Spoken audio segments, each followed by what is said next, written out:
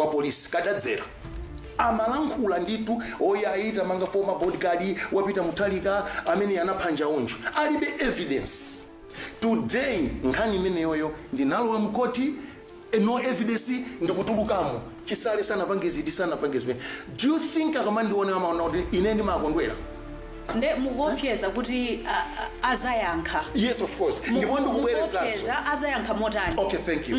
Azayankha chifukwa cha mamangidwe sana mange motsata lamulo ya Chilima ndi Prophet Shepherd Bushiri kwati nawonso akuvutitsidwa. Akwavutitsa nda akuvutitsidwa ndi ndani awiri. Simukuona mena ko akwapangira kumati akupita ku court akupita ko asinta ma charges tukuzimva majen ma radio kuma court mo tukuzimva.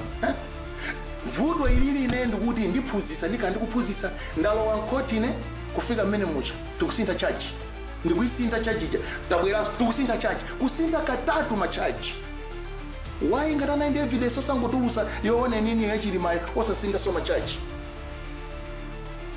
zima ndi wawo specifically anthu awiri wa mwachula ndikuzaziphatikiza moino. Yes, yes, of course, ifeti machoka mcheo tonse. Bushiri is from Cheo, ndanu ya Chilima from Cheo, ine from Cheo. Enda polisi panopa ine ndachenjeze. Ndipo ndachenjeze. Trigger happy imene amapangai. Yokuti okay, ukamangeni wakuti speed atsayankha. Nene kuti sindinaone nduna yabodza ngati manager. Choyambirira.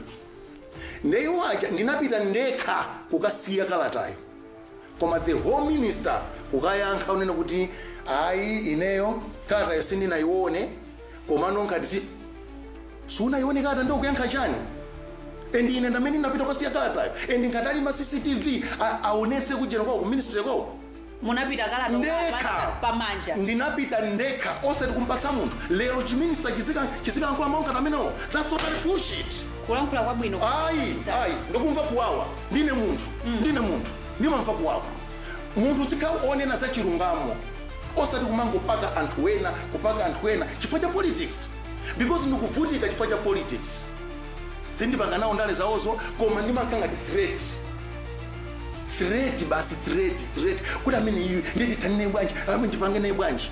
Aminisa ananena kunena chilungamo ziko ngwambiri kala tatalandira.